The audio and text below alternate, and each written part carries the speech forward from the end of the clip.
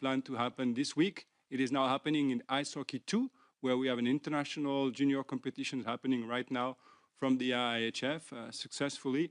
And the decision has been made to test the ice hockey 1 on the 9, 10, and 11 of January. So we're still having a test event that will replicate the conditions of the games, which is 3 matches per day, so that we really put the ice under the right level of test.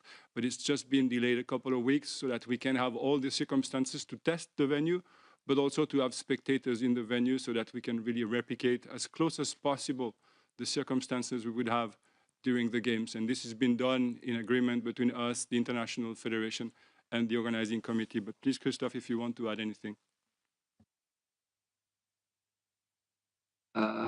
Pierre, you've been very complete, but Rachel reporting live from Milano. Very happy with the test events, the way it is going on ice hockey 2. By the way, you saw the oval as well that was tested, and as you said, Pierre, it's a first for a temporary ice of that size, and it worked well. So it bodes extremely well for what is coming just before the test event, which is the production of the ice in MH1 Santa Giulia. This is what we're going to follow very closely. This is towards the end of the year. The equipment is being installed, but from a coordination commission standpoint, we feel very confident because of what we have seen now with ice hockey 2 and the oval. And also because the issue of size has been successfully resolved. So very, very happy with where we stand at present. Thank you. Thank you very much, Rachel. Thanks, everyone else. Let's go to our regular journalist from Ukraine, Konstantin Vavrek. Are you there, Konstantin? Hello. Yes, I hope you can see me because I'm only on a battery lamp. I have no electricity at home, and it's one of the realities we live here in Ukraine right now. My question, unfortunately, is still about Russian athletes, etc., etc. As we know, Paris 2024 went off without any Russian provocations, thanks to the proper work of the individual neutral athletes eligibility panel. Unfortunately, we see that so far 3 of the 3 participants of 2026 Olympics recognized as neutral do not actually meet the criteria, and they violate them. 2 of them support them more or less openly. I know that you can't comment on individual cases, but generally, have you considered mechanisms for reviewing the decisions of this panel? And perhaps it would be worth involving representatives of Ukraine in the evidence gathering process. I understand that it's kind of relations between you and Russian athletes, but ultimately, it's not IOC who suffers from the incorrect decision, but Ukrainian athletes who will have to live and compete during the Olympics alongside people who wish to see them dead. Thank you. Hi, thank you. I think I got most of your maybe question, more of a comment. I don't know if there was a question in there. The core question is, have you considered mechanisms for reviewing the panel decision, and whether it would be worth to involve representatives of Ukraine in that decision making? So I think, as you said at the beginning, the process that we used for Paris was successful, and this is the exact same process that we're using now.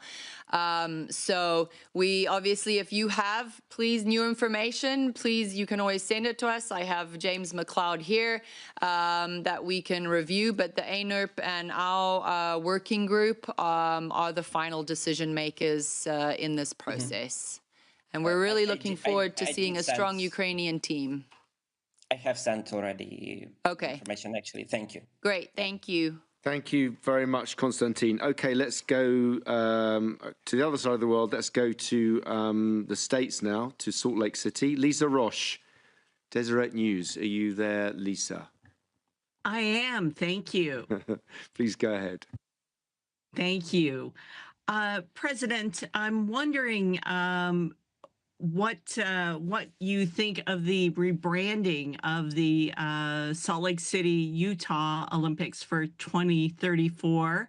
When the IOC awarded the games, they were to Salt Lake City, Utah, and now organizers are calling these the Utah 2034 games. It's the first time, I believe, a a state in the United States has been designated a host. Is that something that an organizing committee has the ability to do, to change the name of the games, or does the IOC still see these as the Salt Lake City, Utah games?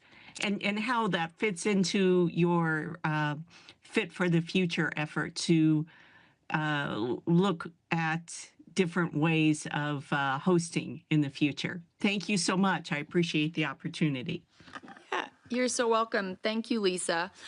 So we have a couple of other examples. If you look at Gangwon, if you look at French Alps, all very similar to how the situation that you've just described. And I think at the end of the day, what we're looking for, especially with the Fit for the Future, and when it comes to the partnerships with the organizing committees, is really to figure out and look at all possibilities and analyze which is going to be the most successful possibility for them and for us. And I think right now the conversations are going really well, and very supportive of the decisions that have been made to date. Thank you. Thank you very much. Good to see you again. Let's go to, not so far, to Graham Dunbar, who I think will be in Geneva for Associated Press. Graham, your question, please. Yeah, no? Right. I think I heard you, Graham. Just say... Oh, yes, yeah. Yeah, there you are. Please go ahead. I was expecting a panel to come up to allow me in. Thank you very much, Mark. Thanks to everyone on the panel. Yeah, not very far away in Geneva. Always happy to pop along to Lausanne when invited for press conferences as well. President, I just returned to the subject of the protecting the female athlete. Since the last EB, there was a sort of update and a briefing to the members. I'm just wondering if there's a timetable you can see for when there might be a decision from the IOC on this really will resonate around the world at all levels of sport.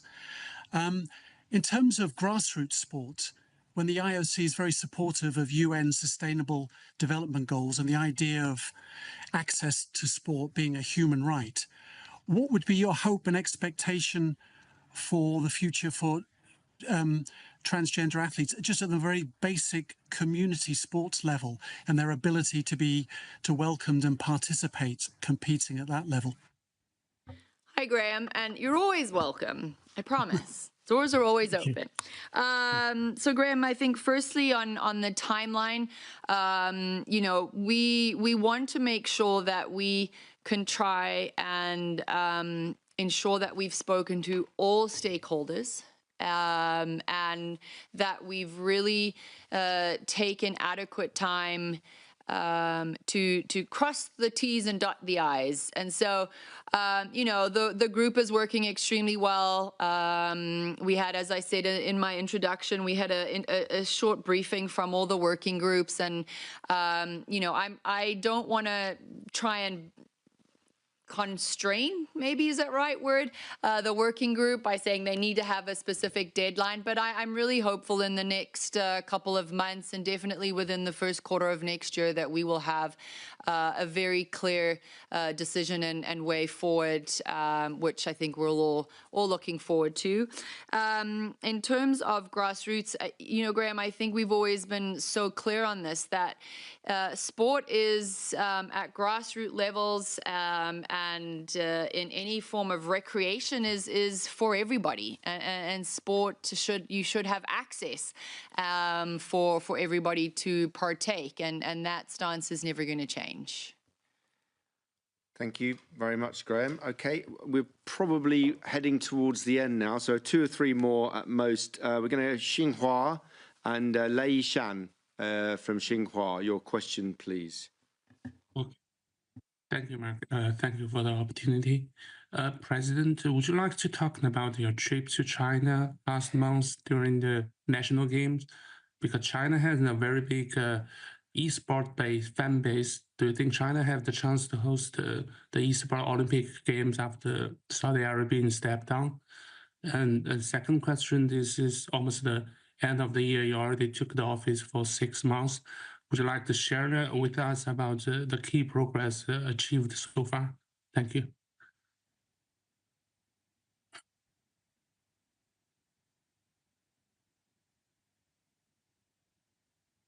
I'm talking without the microphone, so hopefully now you can hear me. I started by saying the trip to China was a short one, but it was a fun-filled one and packed with so many incredible opportunities that we had and that I had. We very much got to come and witness the opening of the National Games, truly remarkable opening, and had again a remarkable experience of getting to sit down and have a conversation with His Excellency, which I so valued, and the passion and support that he has for sport and the importance that he places on sport and the role that it has in the community was, again, really just an inspiration to be able to hear a head of state talking so highly of the impact that sport can have and the role that sport has in driving community togetherness and unity, but also development. So grateful for that. We had a wonderful couple of days with our top partners and really appreciated them taking the time to spend with us, and we appreciate those partnerships. Esports, yes, we know, and actually while we were there, I know that there was a very big esport games happening, I believe in Shanghai, and it was, or Beijing, I can't remember, I'm sorry, which city it was in, but it was very successful, so we know that there's a huge appetite, and we look forward to any conversations in the future in that regard. The last 6 months have been an incredible 6 months, a lot of really good things happening, and I think you've heard some of it today. Obviously, the focus being on Fit for the Future and all of the consultations, and I do want to take the opportunity to thank all of the stakeholders for giving us their feedback, and really the very honest feedback that we've received has been so much. So now we are in the part of the process where we're consolidating, and that's going to help drive forward potential strategies for next year. So really very happy with where the last 6 months have taken me and where they're going to lead us into the future. And the immediate future is probably, this will be the last question, I think. And we've done about 12 questions, so we've got through a lot of you. Apologies to anyone who didn't get a question, but obviously, as ever, you can write to our comms team and we will, as always, respond. So let's go to Rachel Preti from L'Equipe. Rachel, hello, your Mark. question. Hello, everybody. Thank you so much. I will ask my question in French because it's on French Alps, if you are okay. Yes, we're just sorting out the infrastructure here. Yeah, thank you. Je voulais être sûre d'avoir bien compris concernant les I wanted to be sure I understood correctly. The decision on the sports program will be taken in June. Is that correct? And also on additional sports. And I would like to know what you thought about the team presentation and if you have a report from the COCOM that you could share with us. So what can you tell us about the French Alps after the presentation that was made? Thank you.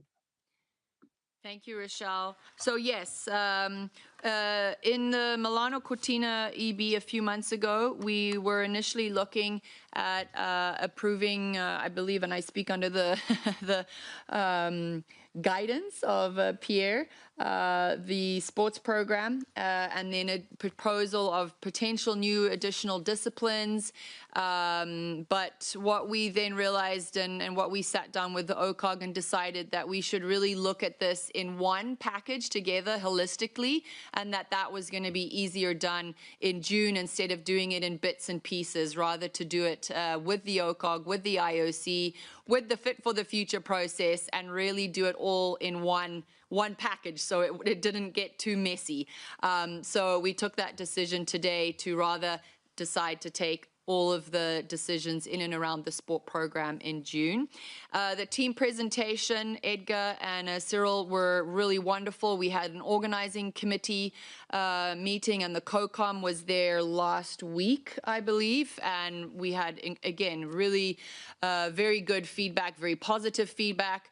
We obviously know that the games are fast approaching, so we were very happy with the presentation and with what was reported and where we were wanting to all go, and so really I don't have any other specific details to share with you. The conversations were very good, the presentations were very high level, the explanations were really great. The team shared with us where they are as an organizing committee and where they will try to get to in the next year with expanding the organizing committee and the focus that that's going to take, and we're all in agreement on where that should go. And that we were just really here to add additional value and help wherever we can. So presentation was really very, very well done and very good. I don't know if the team has anything to add, either Christophe, Dewey, or Pierre. Nope. Christophe online, would you like to add anything, French Alps?